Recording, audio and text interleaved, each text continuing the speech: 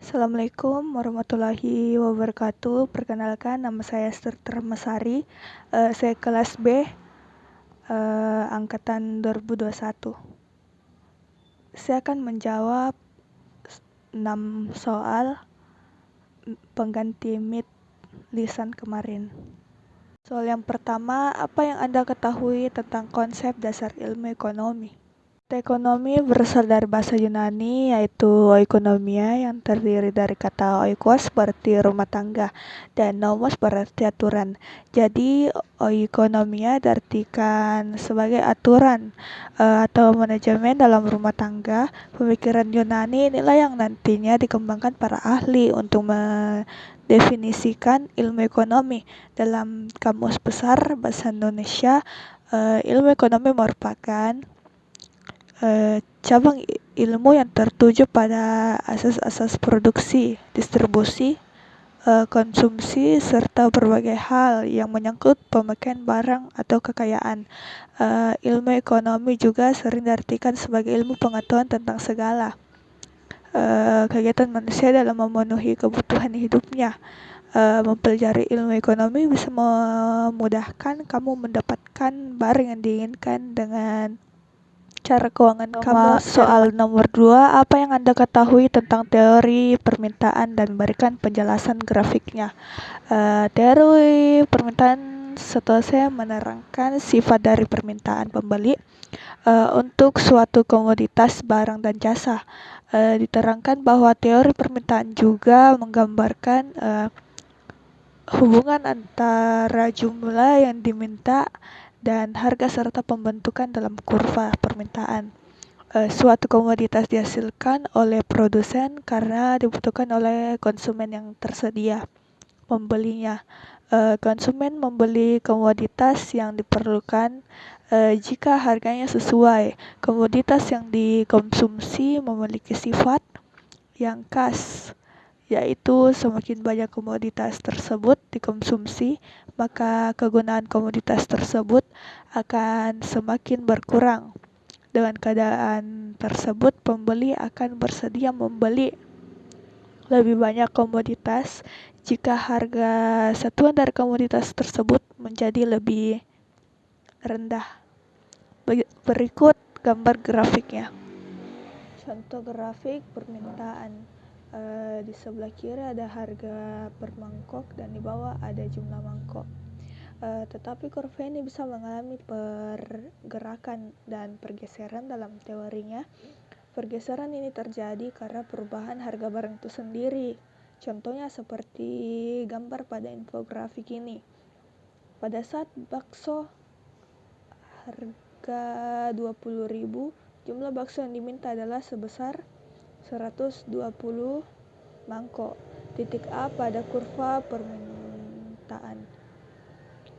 Ketika harganya turun akan menjadi 18.000, mengakibatkan bertambahnya jumlah bakso dari 120 mangkok menjadi 140 mangkok.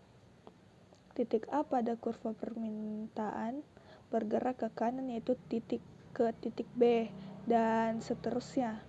Jadi kesimpulannya, yang membuat kurva permintaan bergerak hanyalah harga barang itu sendiri. Dan di gambar 2 ada sementara itu, jika yang berubah adalah faktor lain, contohnya pendapatan, maka akan terjadi pergeseran kurva permintaan. Biasa disebut shifting. Bila pendapatan meningkat, kurva permintaan bergeser sejajar ke kanan. Jika pendapatan menurun, kurva permintaan akan bergeser sejajar ke kiri. Contoh ini dapat diilustrasikan ke dalam kurva berikut. Contohnya seperti ini. Pengaruh masing-masing faktor yang mempengaruhi permintaan terhadap pergerakan bisa disebut movement dan pergeseran shifting. Pendapatan meningkat akan bergeser ke kanan, sedangkan pendapatan menurun akan bergeser sejajar ke kiri. Baik, soal nomor 3, apa yang Anda ketahui tentang teori penawaran dan analisisnya? Yang saya kata tentang teori penawaran adalah penggabungan teori permintaan dan penawaran menunjukkan interaksi antara pembeli dan penjual sehingga dapat menentukan harga keseimbangan atau harga pasar. Penawaran dalam teori ekonomi memiliki arti berbagai jumlah barang yang ditawarkan pada berbagai tingkat harga dalam periode tertentu. Penawaran adalah hubungan antara harga dengan kuantitas untuk setiap unit waktu yang akan dijual oleh penjual. Berbeda dengan teori permintaan. Dalam teori penawarkan, kita menempatkan diri kita sebagai penjual atau produsen yang menawarkan komoditas untuk dijual. Soal nomor 4, apa yang Anda ketahui tentang utilitas? Utilitas adalah daya guna, nilai guna, atau utilitas dalam bidang ekonomi adalah nilai kepuasan atau manfaat yang diterima seorang konsumen dari suatu barang atau jasa yang ia konsumsi. Jika tingkat kepuasan yang semakin tinggi, maka semakin tinggi pula daya guna suatu barang atas jasa tersebut. Soal nomor 5, apa yang Anda ketahui tentang elastisitas permintaan dan penawaran, serta berikan contohnya. Elastisitas permintaan adalah pengaruh dari perubahan harga terhadap besar kecilnya jumlah permintaan barang atau tingkat kepekaan dari perubahan jumlah permintaan barang terhadap suatu perubahan dari harga barang, sedangkan besar kecilnya suatu perubahan permintaan tersebut dinyatakan dalam koefisien elastisitas atau angka elastisitas yang disimbolkan E. Sedangkan elastisitas penawaran pengaruh dari perubahan harga terhadap besar kecilnya jumlah penawaran barang atau tingkat kepekaan terhadap perubahan jumlah penawaran barang terhadap perubahan harga barang. Sedangkan koefisien elastisitas dalam penawaran adalah angka yang menunjukkan perbandingan antara perubahan jumlah penawaran barang dengan perubahan dari harganya. Berikut ini contoh elastisitas permintaan dan penawaran. Sebelum kita memasuki contoh soal atau mengerjakan contoh soal elastisitas permintaan, sebaiknya kita harus mengetahui dulu keterangannya.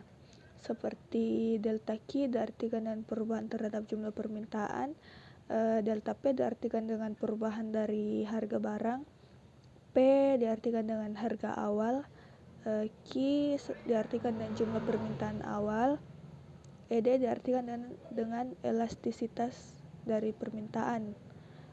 Sebelum mengerjakan contoh soal, kita harus memahami rumus soal tersebut.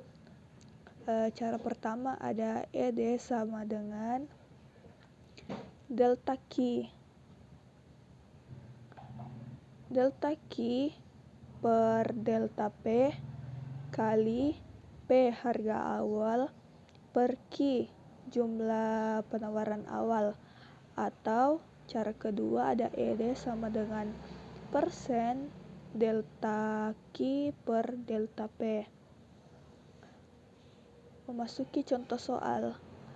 Pada saat harga 500.000 jumlah barang yang diminta ada 25 unit.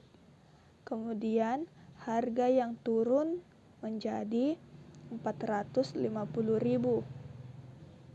Jumlah barang yang diminta ialah 50 unit.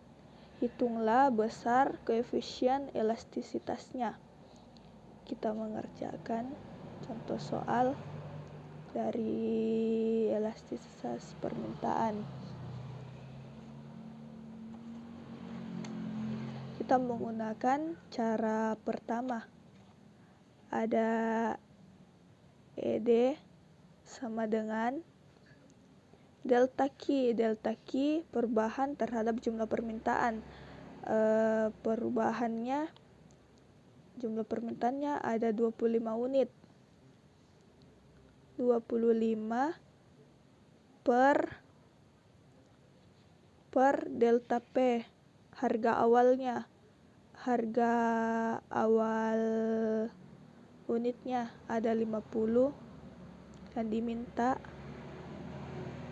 50 dikali P harga awal. Harga awalnya ada 500.000 per Q. Jumlah permintaan awalnya ada 25 permintaan awalnya. Sama dengan 25 dikali 500, 50 dikali 25. Kalau 25 dikali 500 mendapatkan 12.500. 50 kali 25 1.250. 12.500 dibagi 1.250 akan menghasilkan 10 elastis. Dan kita memasuki ke contoh soal penawaran.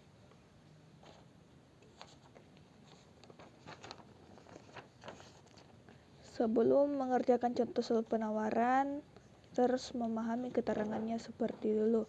Keterangannya sama dengan keterangan permintaan, cuma yang membedakan ES dan ED. ES diartikan dengan elastisitas dari penawaran, ED elastisitas dari permintaan. Contoh soalnya juga rumusnya sama seperti permintaan. Contoh soalnya adalah pada saat harga 600.000 jumlah barang yang ditawarkan 48 unit. Kemudian harga turun menjadi 300.000. Jumlah barang yang ditawarkan 36 unit. Hitunglah besarnya koefisien elastisitas penawarannya. Kita mengerjakan soalnya seperti soal permintaan. ES sama dengan delta Q. Delta Q-nya ialah 12. Kenapa bisa mendapatkan 12? Ketika 48 unit dikurang dengan 36 unit menghasilkan 12. Karena ini bersifat penawaran. 12 per delta P. Delta P-nya perubahan dari harga barang ada 300.000 dikali harga awal 600.000 per 48. Jumlah penawaran awal kita jumlahkan 12 kali 600 7.200 per 300 kali 48 14.400 sama dengan 7.200 dibagi 14.400 akan menghasilkan 0,5 elastis. Jadi koefisien elastis penawarannya ada 0,5. Soal nomor 6, seberapa penting motivasi menunjang kesuksesan Anda? Kalau membahas tentang seberapa pentingnya, ya sangat penting pastinya. Ketika seseorang punya motivasi sekaligus ekspektasi terkait masa depan, kemungkinan untuk sukses tentu lebih besar. Namun perlu dibedakan antara merancang masa depan dengan sekedar berfantasi. Ketika berfantasi, orang merasa seakan sudah mencapai kesuksesan ini, justru menjebak seseorang enggan menyusun strategi untuk masa depan. Sekian dari saya, Esther Taramasari. Wassalamualaikum warahmatullahi wabarakatuh.